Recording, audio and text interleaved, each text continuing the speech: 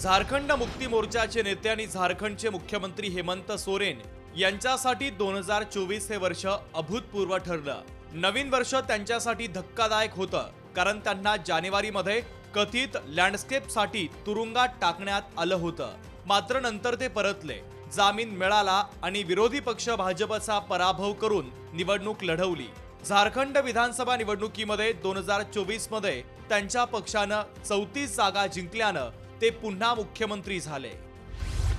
यावर्षी देशाच्या राजकारणातील सर्वात मोठी घटना म्हणजे लोकसभा निवडणूक। 19 एप्रिल ते 1 जून 2024च्या दरम्यान 7 टप्प्यांमध्ये झालेली लोकसभा निवडणूक या वर्षातील सर्वात मोठ्या राजकीय घडामोडींपैकी एक आहे। भारतीय जनता पक्षाच्या नेतृत्वाखालील राष्ट्रीय लोकशाही आघाडीनं अबकी बार 400 पारचं उद्दिष्ट निश्चित केलं।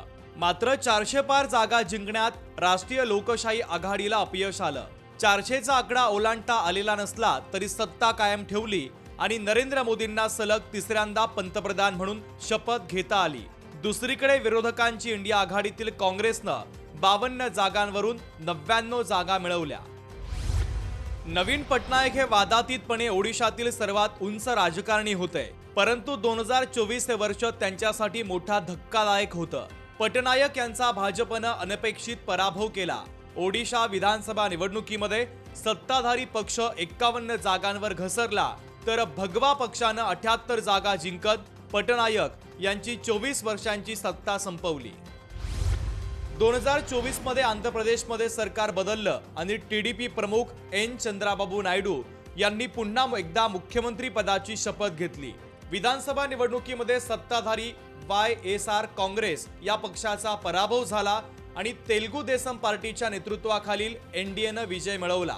आंध्र प्रदेशातील विधानसभा निवडणुका 13 मे रोजी लोकसभा निवडणुकीसह एकाच टप्प्यात झाल्या आणि मतमोजणी 4 जून रोजी पार पडली होती।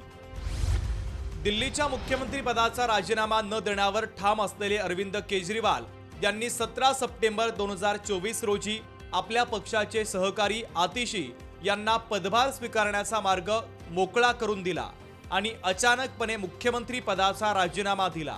अबकारी धोरण घोटाळा प्रकरणी जामिनावर तुरुंगातून बाहेर आल्यानंतर केजरीवाल यांनी दिल्लीतील जनतेनं त्यांना क्लीन चिट दिल्यानंतरच ते पद स्वीकारणार असल्याची शपथ घेतलेली आहे। जम्मू आणि काश्मीर विधानसभा निवडणूक 2024 ही ऐतिहासिक होती, कारण 2019 मध्ये रद्द करण्यात आलेल्या कलम 370 अंतर्गत राज्याला विशेष दर्जा नसताना एका दशकानंतर निवडणूक घेण्यात आली। निवडणुकीमध्ये ओमर अब्दुल्ला यांच्या नेतृत्वाखालील नॅशनल कॉन्फरन्सनं 42 जागा जिंकत जबरदस्त पुनरागमन केलं। भाजपनं 29 जागा जिंकल्या, तर मेहबूबा मुफ्ती यांच्या PDPला फक्त 3 जागा मिळाल्या। भारतीय जनता पक्षानं राज्यात सत्ता टिकवून ठेवली। सर्व मतदान अंदाज धुडकावून लावले, ज्यात पोस्टर्सनं दावा केला होता की सत्ताधारी विरोधी लहर मजबूत आहे। भाजपनं वेळेवर मुख्यमंत्री बदलले। नायब सिंग सैनी यांनी मनोहरलाल खट्टर यांची जागा घेतली। नेहरू गांधी कुटुंबातील आणखीन एक सदस्य प्रियंका गांधी वाड्रा यांनी वायनाड लोकसभा पोटनिवडणूक प्रभावी 64.99% मतांसह जिंकत निवडणुकीमध्ये पदार्पण केलं। केंद्रीय गृहमंत्री अमित शाह यांनी संविधानावरील चर्चेच्या दरम्यान डॉक्टर बाबासाहेब आंबेडकर यांच्या संदर्भात राज्यसभेत एक वक्तव्य केलं। विरोधकांनी या वक्तव्यावर आक्षेप घेतला आणि ठिकठिकाणी आंदोलन करत निषेध केला। पंतप्रधान नरेंद्र मोदी यांनी अमित शाह यांच्यावर तातडीनं कारवाई करावी अशी मागणी विरोधकांनी लावून धरली, परंतु पंतप्रधानांनी त्यांचा बचाव करताना काँग्रेसवर खोटा अपप्रचार केल्याचा आरोप केला। काँग्रेसनं एकदा नव्हे तर दोनदा डॉक्टर बाबासाहेब आंबेडकरांचा निवडणुकीमध्ये पराभव केला। पंडित नेहरू यांनी त्यांच्या विरोधात प्रचार करत आंबेडकरांचा पराभव प्रतिष्ठेचा केला होता असा आरोप मोदींनी केला।